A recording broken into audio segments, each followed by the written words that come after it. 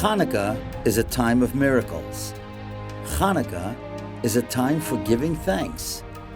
Hanukkah is a time for making new commitments to the performance of mitzvahs and the study of Torah, which is the true light of our nation.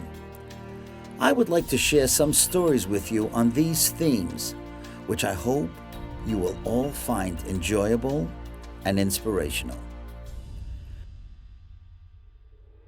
During the horrible years of the Holocaust, there were terrible places called concentration camps where many Jews died. In one of these camps, known as Bergen-Belsen, there was a Rav. His name was Rab Shraga Shmuel Schnitzler. Everyone knew him as Rab Shmelka.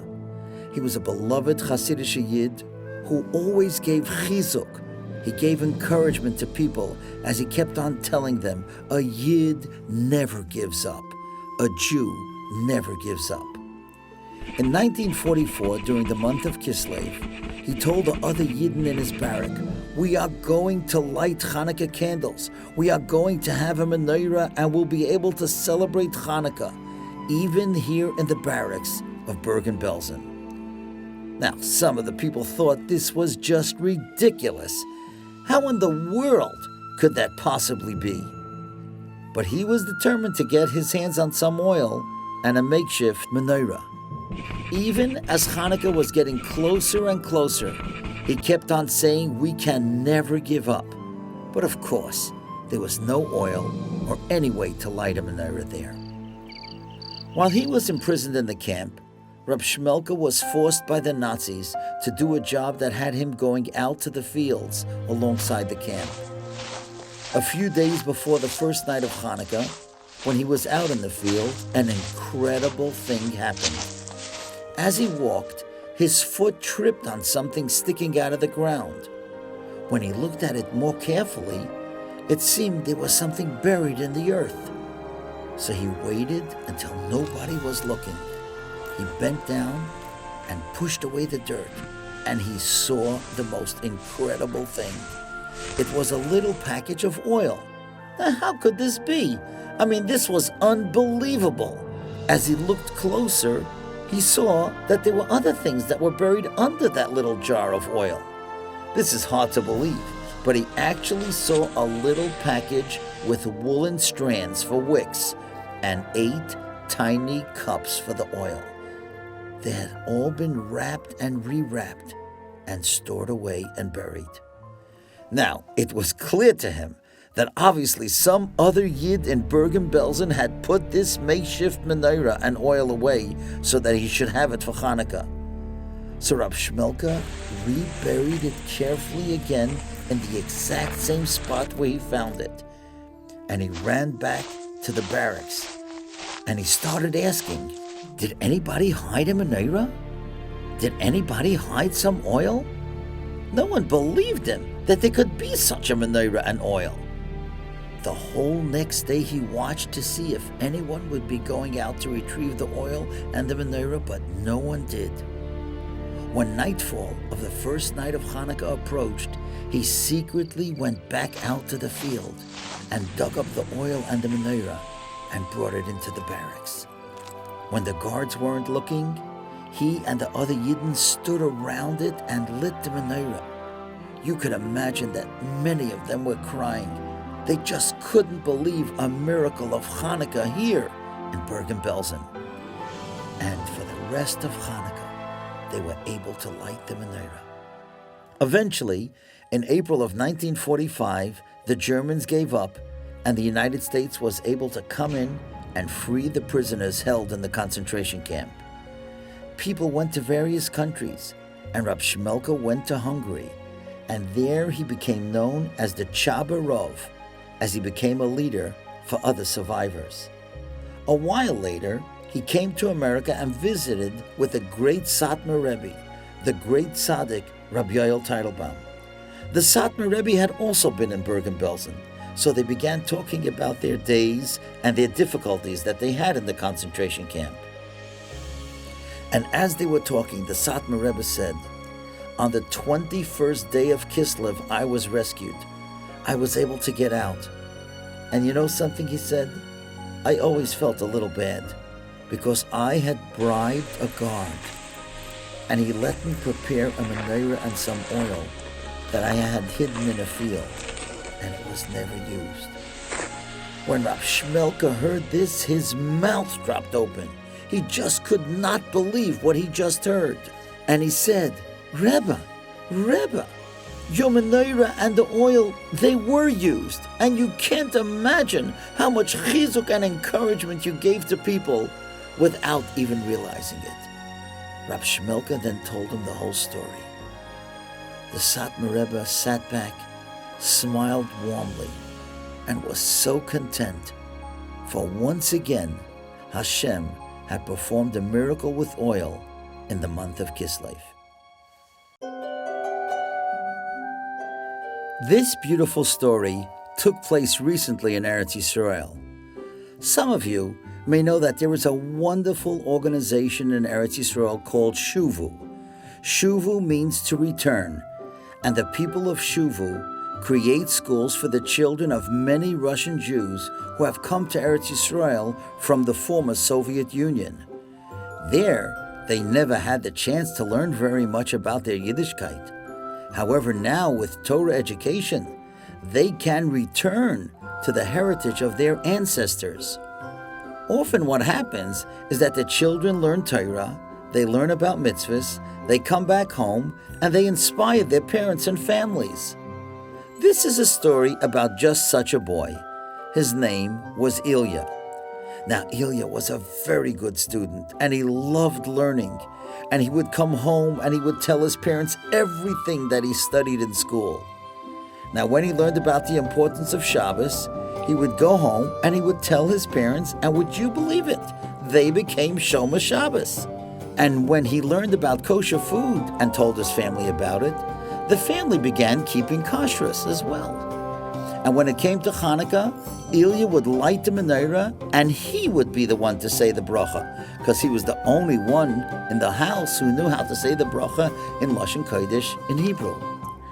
One year, a few days before Hanukkah, the principal noticed that Ilya was coming late to school. Not only was he coming late, but he was huffing and puffing as he came into the school, all out of breath.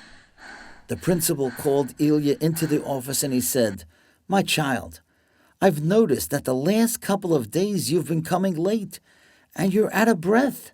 Is everything okay?"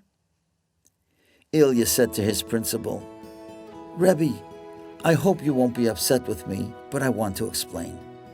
You know, this year our Rebbe taught us in class about the importance of lighting Hanukkah candles.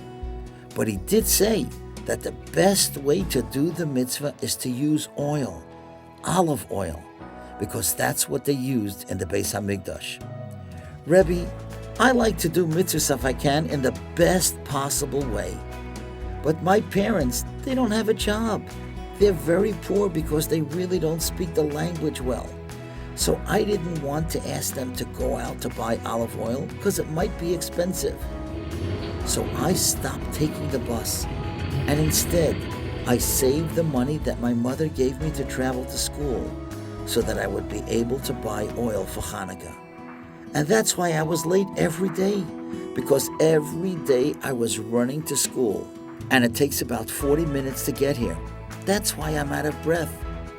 But Rebbe, you can be sure that I'm not going to come late tomorrow, because now I have enough oil to last me for the entire Hanukkah." The principal was so proud of Ilya, and he said, "Ilya, of course I'm not going to punish you. You are so special because you want to do the mitzvahs in the best possible way. You are a true light unto the other boys in the school, and I'm going to tell all of them what you did. The whole school will be so proud of you, for you have shown that even a little boy can be a big tzaddik. Have a Chag Sameach, a happy and a joyous Hanukkah."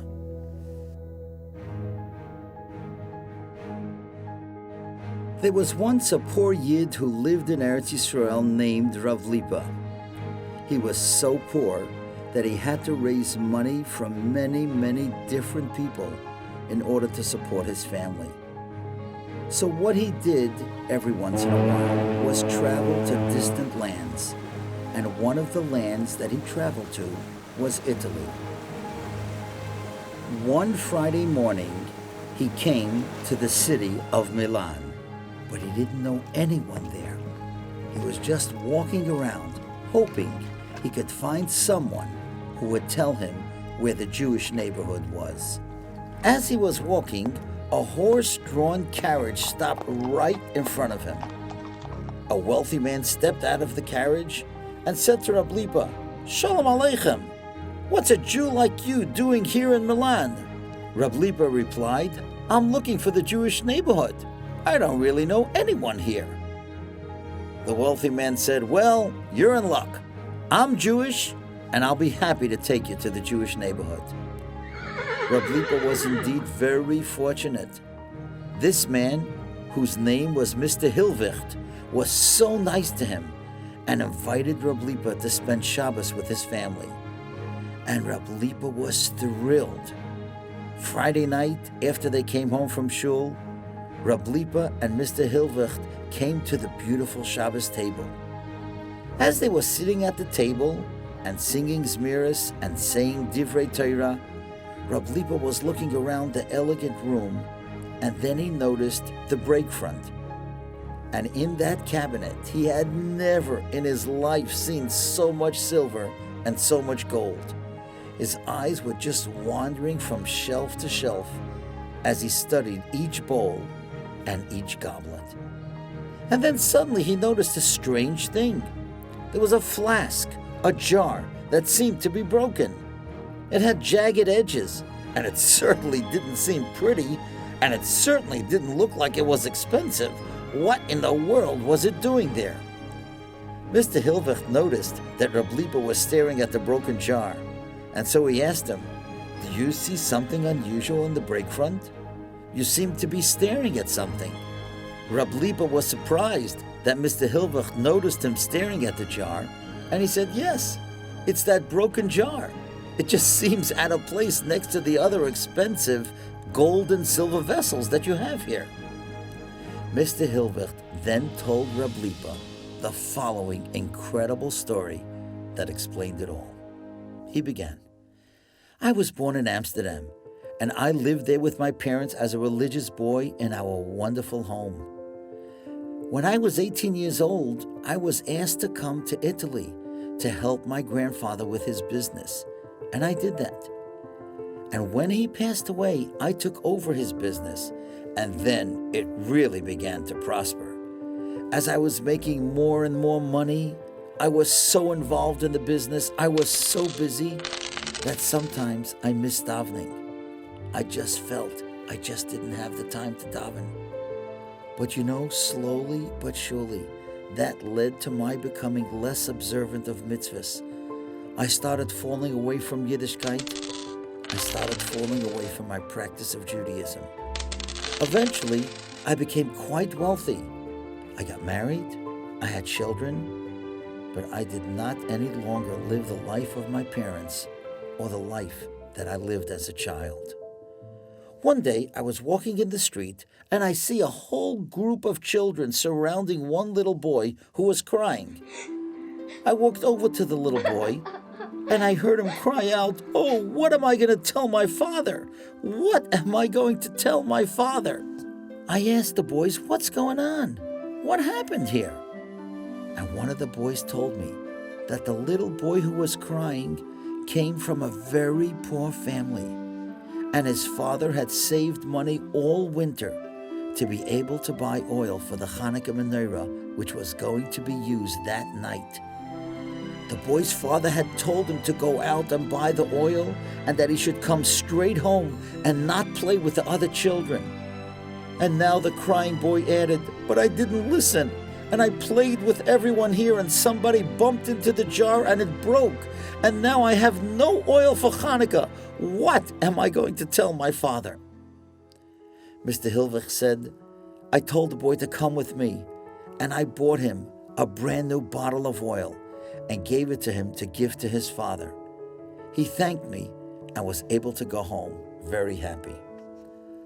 Later that afternoon, It was almost evening time. I was sitting in my armchair and began thinking, how in the world did this happen that I did not even know that that night was going to be the first night of Hanukkah? I was so upset. I went back for a walk to the place where the little boys had gathered a couple of hours earlier, and that broken jar was still there. I took it and brought it back into my house. That night, to the surprise of my wife and children, I lit one candle for the first night of Hanukkah.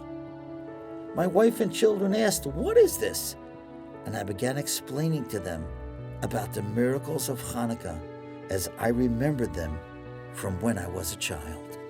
The next night, I lit 2 candles, and the night afterwards 3 candles. And slowly but surely, that was the beginning of my coming back to Yiddishkeit.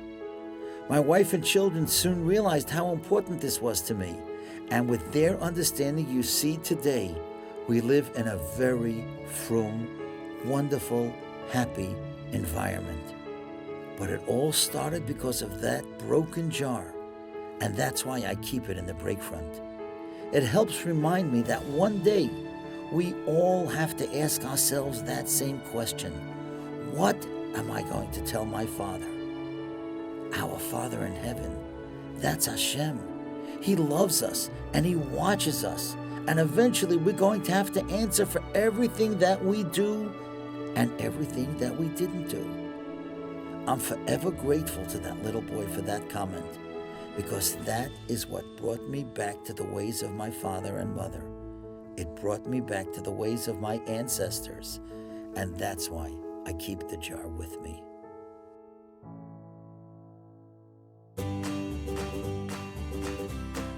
One of the themes that we talk about on Hanukkah is Lahodos Ulahalel, which means to thank and to give praise. On Hanukkah, we say thank you to Hashem for the Nisim, the miracles that happened in the time of Hanukkah. But in reality, we have to say thank you to Hashem for everything that we have in this world. We have to not only thank Hashem, we have to thank our parents, we have to thank our Rebbeim, our Mechanchos, our teachers, our friends, anyone, for the good that they do for us. So let me tell you a very nice little story that happened with me. I was in LaGuardia Airport in New York, about to travel to Toronto.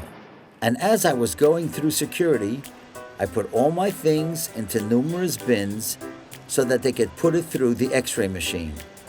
And after it goes through the screening of the X-ray machine, you can pick up your items on the other side. So after I got my things, I went to the gate and I was waiting until they would announce for everyone to board the plane to Toronto. But suddenly, 2 security officials came over to our area and walked directly over to me. Everyone was looking at me as if I was a suspicious person. One of the officials took out a cell phone and said to me, "Is this your cell phone?" I said quickly, "No, thank you, officer. I have my cell phone. I'm carrying it." And then, just to be sure, I started looking for it. But I couldn't find it. I usually carry it on my belt, but it wasn't there. I checked my shirt pocket, my jacket pocket, my pants pocket. It wasn't in any of those places. And so I looked again at that cell phone, and I recognized it. And I said to the officer, "That is my cell phone. I can't believe it." He said, "Well, when you walked through security, you had so many bins, you were carrying so many things, and you left your cell phone in one of the bins." I picked up the cell phone and said, "Thank you so much." And just as the officer was about to leave, I said to him, "Excuse me, sir, there are 2,000 people here in this terminal. How did you recognize me? How did you find me?" He said, "Do you remember what you said to us as you walked through the security gate?" I said, "No, not really." He said, "You looked at both of us and you said, 'Thank you, gentlemen, for being here. I feel safer that you're here.'" He then added, Thousands of people walk by security every day. Nobody says a word of thank you. You said thank you, so we were going to find you if you were the last guy in the terminal. Now I ask you, besides the Kiddush Hashem that was made because those officers saw a Jewish person having gratitude, isn't saying thank you and having Akaras HaTov an important midah, an important character trait that we should all practice, especially during this wonderful time of Hanukkah, in the season of L'Hodos or L'Halel? Let's remember to thank all who do something positive for us. Let's remember to be people of L'Hodos or L'Halel.